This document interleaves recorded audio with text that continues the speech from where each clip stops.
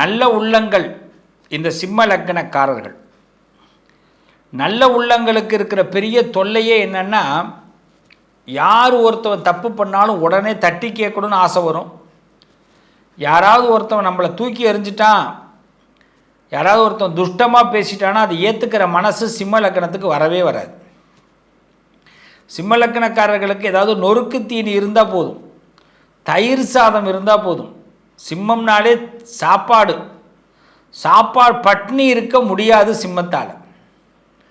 சிம்மத்துக்கும் அதனால் சிம்ம லக்னக்காரர்கள் இருக்கீங்க, யாராவது வீட்டில்னா பட்னி இருக்க வச்சிடாதீங்க, பேயாட்டம் ஆடிடுவாங்க. அப்புறம் ராத்திரியில் காலையில் கூட சில நேரத்தில் சாப்பிடாமல் இருந்து வேலை பார்த்து விடலாம். ராத்திரி தூங்குறதுக்கு முன்னாடி சாப்பிடாமல் தூங்கவே முடியாது. அதேமாதிரி உடம்பை டயட் பண்ணணுங்கிற எண்ணங்கள்லாம் வரும். இயற்கையாகவே சிம்ம லக்னத்துக்கு உடம்பு டயட் ஆகும். அதுதான் ஒரு பெரிய பலம். சிம்மத்தை பொறுத்தவரை இயற்கையாகவே டயட் ஆகும். இந்த சிம்ம லக்னக்காரர்கள் சாப்பிடுங்க, மனசுக்கு பிடிச்ச மாதிரி சாப்பிடுங்க. இறை வழிபாடு தான் உங்களை அழகாக கொண்டு போகும். சிம்மத்தை பொறுத்தவரை இறை வழிபாடு, சாமி கும்பிட்றது, பெரியவர்களை மதிக்கிறது, குருமார்களுக்குள்ள மரியாதை கொடுக்கறது, எங்கே காசு பார்க்கணுமோ அங்கே கரெக்டாக பார்க்கணும், எங்கே பார்க்கக்கூடாது. சில பேர் பார்த்திங்கன்னா, நிறைய ராசிக்காரர்கள் பார்த்திங்கன்னா கொடுக்க வேண்டிய இடத்துல கொடுக்காம அதையெல்லாம் மிச்சப்படுத்துறதுக்கு முயற்சி பண்ணிகிட்டு இருப்பாங்க. அது மாதிரிலாம் எதுவுமே இந்த சிம்ம லக்னக்காரர்களுக்கு முயற்சி பண்ண தெரியாது. சிம்ம லக்னை பொறுத்த வரைக்கும் எங்கே காசு கொடுக்கணுமோ கொடுத்துருங்க, அதுதான் நல்லது. அவங்கள தடுக்காதீங்க. சிந்தனை, அடிக்கடி பசி எடுக்கும், அதுதான் முதல்ல சொல்லிட்டேன். உறுதியாக ஒரு இடத்துல இருங்க, இது நடத்துவோம், இது நடந்திடும், உறுதி, கான்ஃபிடென்ட் லெவல், அதை மிஸ் பண்ணாதீங்க சிம்ம லக்னக்காரர்கள். அப்பப்போ உடம்பு சரியில்லாமல் போகும், திடீர்னு உடம்பு குன்றி போகும், அப்புறமா உடனே கிளம்பிடும். டக்குன்னு நம்ம ஃபஸ்ட்டு அப்படி. அது என்னென்னா, மனசு தொய்வாகும்போது, யாரையாவது நினைக்கும் போது, ஏதாவது எதிர்காலத்தை பற்றி சிந்திக்கும் போது உடம்பு கை கொடுக்காது. சின்ன ஒரு விஷயத்தை கூட மனசு ரொம்ப அளவில் பாதிக்க வச்சிடும். நம்ம வீட்டில் டிரைவர் இருப்பார், பெட்ரோல் போடுறதுக்கு கார் எடுத்துகிட்டு போயிருப்பார். 5 மணிக்கு கிளம்பணும்னு சொல்லியிருப்போம், 4:50க்கு போயிருப்பார். அவர் அப்படியே போனவர், அவர் நல்ல டிரைவராக இருப்பார், காற்றடிச்சிட்டு வந்துடலான்னு நினச்சிட்டு காற்று கம்பெனிக்கு போய் காற்றடிக்கிறதுக்கும் போயிருப்பார். ஆனால் அதுக்குள்ளே நம்ம மனசு என்ன ஆகும்னா, என்னடா மனசு என்ன காணும், அப்போ மணி 5 ஆகிட்டு, அவ்வளோ படபடப்பாக இருக்கும். தேவையில்லை. அவர் இந்த ஆள் 5:05க்கு வந்தாலும் உங்களை கொண்டு போய் இறக்கி ஒரு இடம் கரெக்டாக நீங்கள் நினைக்கிற 6 மணிக்கு அங்கே இருப்பார்.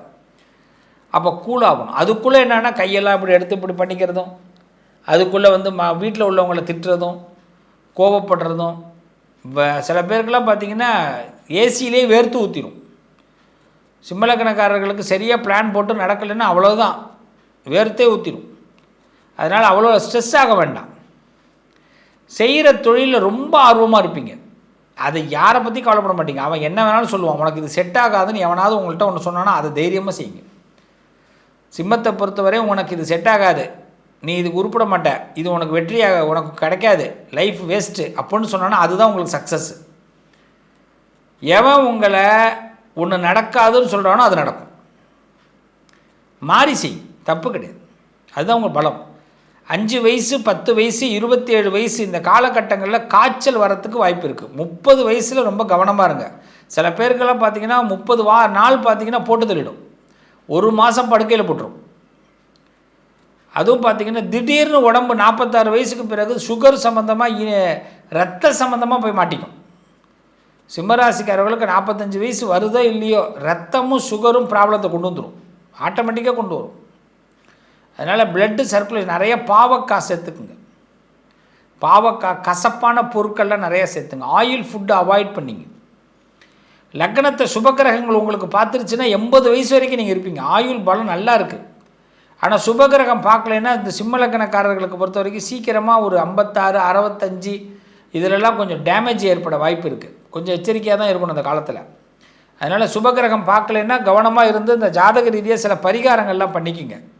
பரிகாரம் பண்ணால் கண்டிப்பாக ஆயுள் வளருமான்னு கேட்பாங்க, நிச்சயமாக வளரும்.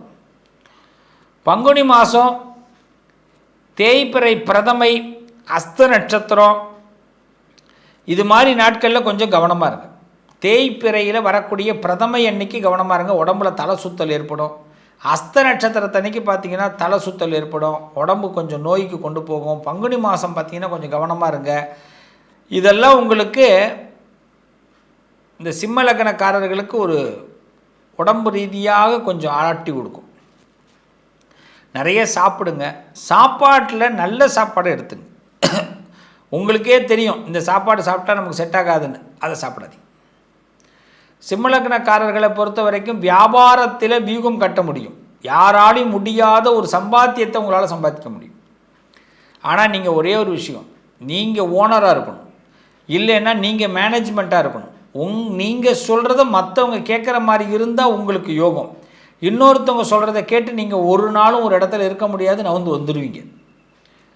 கட்டாயெல்லாம் உங்களை படுத்தக்கூடாது. நீங்கள் மேனேஜராக இருக்கலாம், வேலையாட்களாக இருந்தாலும் வேலையை ஒருத்தன் சொல்லிட்டாங்கன்னா நீங்கள் உனக்கு தேவை 5 மணிக்குள்ளே வேலை முடியணும், நான் முடிச்சு தரேன், ஆனால் இப்படி பண்ணு அப்படி பண்ணுன்னு என்னோட சொல்லிகிட்டு இருக்கக்கூடாதுன்னு சொல்லிடுவீங்க. இவ்வளோ ஒரு யோசிக்கக்கூடியவர்கள் சிம்ம லக்கணக்காரர்கள். அப்படிப்பட்ட இந்த சிம்ம லக்கணத்துக்கு ராப்பகல் பார்க்காம வேலை பார்ப்போம். ஆனால் யாராவது ஒன்று சொல்லிட்டாங்கன்னா அந்த இடத்துல இந்த வேலையை விட்டுட்டு வெளியில் வந்துடுவோம்.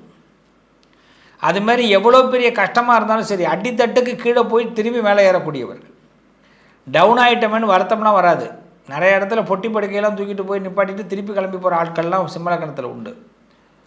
வாழ்க்கையை பார்த்திங்கன்னா யதார்த்தத்தை ரொம்ப அழகாக புரிந்து கொள்ளக்கூடியவர்கள் சிம்ம லக்னக்காரர்கள். வாழ்க்கையுடைய யதார்த்தத்தை அழகாக.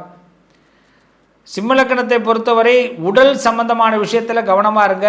இச்சை அதிகரிக்கும். இச்சைனா எப்படின்னா 2-3 இச்சை இருக்குது. உடல் இச்சை இருக்குது, பண இச்சை இருக்குது, இதெல்லாம் இருக்குது. எல்லா இச்சையும் 2-3 இச்சை. இந்த இச்சைனா ஆசை, அது ஒரு உச்சத்தை தொடும்.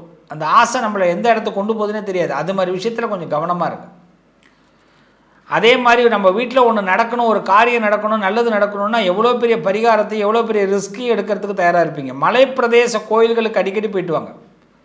சிம்ம லக்னக்காரர்கள் மலை பிரதேச கோயில்களுக்கு அடிக்கடி போயிட்டு வாங்க. மிகப்பெரிய வாழ்க்கையில் பெரிய மாற்றங்கள் ஏற்படும். விபரீதங்கள் ராஜயோகம்னு சொல்லுவாங்க. அதாவது நம்ம முடியாத ஒரு விஷயம், யோசிக்காத ஒரு விஷயத்தில் நமக்கு ஒரு பெரிய பலம் கிடைக்கும். யோசிக்கவே முடியாது, அது மாதிரி விஷயங்கள்லாம் நமக்கு லாபத்தை கொடுத்துரும்.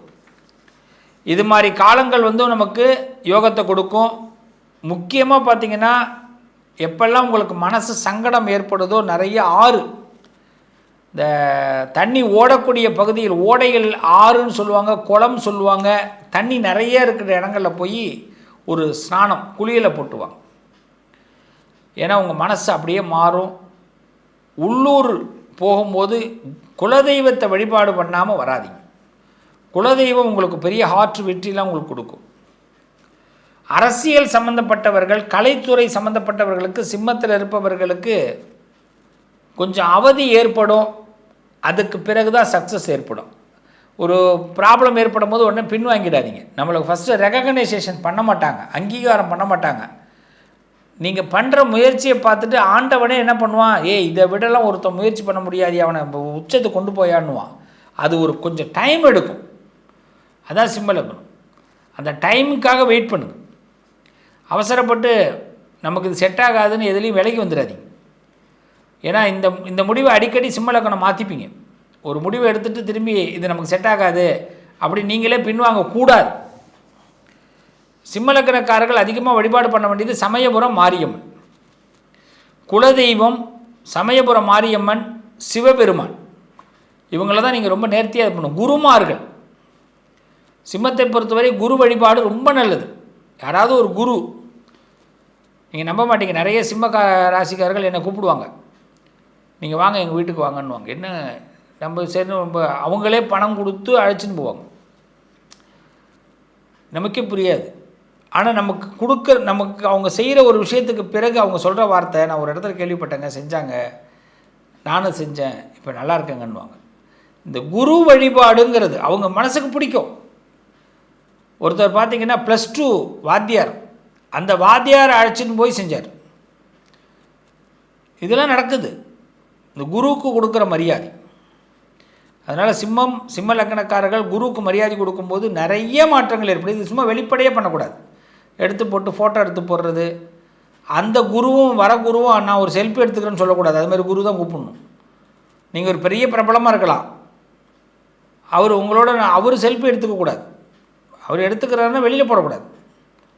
ஏன்னா அவருக்கு நீங்கள் போஜனம் பண்ணி நீங்கள் அவருக்கு சாப்பாடு கொடுத்து, அவருக்கு வஸ்திரம் கொடுத்து, அவருக்கு வந்து எல்லாம் நீங்கள் பணிவிடைகள்லாம் பண்ணி நீங்கள் அனுப்புகிறீங்கன்னா அப்போ பலன் அதிகமாகும். ஆனால் அந்த நேரம் பார்த்து அது எல்லாத்தையும் முடிச்சது பின்னா உங்களோட ஒரு ஃபோட்டோ எடுத்துகிட்டு போகிறேன்னு சொல்லக்கூடாது. ஜாதகம் பார்த்துட்டு ஃபோட்டோ எடுத்துகிட்டு போகலாம், அது தப்பு இல்லை. இல்லை வந்து ஒரு அறிவுரையை கேட்டுட்டு ஃபோட்டோ எடுத்துகிட்டு போகலாம். நான் சொல்கிறது என்னென்னா, குரு மரியாதை செய்த பிறகு அதை குருன்னா அந்த மரியாதை வாங்கியாச்சு. அப்போ குரு வந்து அதை செய்யக்கூடாது. அது மாதிரி குருமார்களை தான் அழைக்கணும். ஸோ சிம்மலக்கணக்காரர்கள் பசித்தவர்களுக்கு சாப்பாடு போடக்கூடியவர்கள், பசி அப்படிங்கிற கொடுமை தெரிந்தவர்கள், அப்படிப்பட்டவங்க நல்லா வாழ்வீங்க, கவலைப்படாதீங்க. உங்களுக்கு உங்கள் குடும்பத்தில் உள்ள எல்லாருடைய கடமைகளையும் முடிச்சுட்டு தான் இந்த உலகத்தை விட்டு உங்களால் போக முடியும். ஸோ சிம்மத்தை பொறுத்தவரை கடமைகளை பாதியில் விட்டுட்டு போக முடியாது. 50 வயசுலேயே நமக்கு ஆயுள் முடியுதுனாலும் 50 வயசுக்குள்ளே எல்லாத்தையும் முடிச்சு கொடுத்துட்டு போயிடும். நம்ம வாங்கின கடனை நம்மளே அடைச்சிட்டு தான் போவோம். அதுமாரி லக்னம் வெற்றி லக்னம். நல்லது நடக்கும். மீண்டும் உங்களை அடுத்த பதிவில் சந்திக்கிறேன். உங்கள் அதிர்ஷ்டத்திற்கான தீர்வு: கல்வி, பதவி, யோகம், தொழில் வளர்ச்சி பெருக. ஜாதகம், வாஸ்து, திருமண பொருத்தம் பார்க்கவும், பிரசன்னம் கேட்கவும். Positive lion doctor Sivasri Manikanda Sivam. தொடர்பு கொள்ள வேண்டிய வாட்ஸ்அப் எண் 7904137178.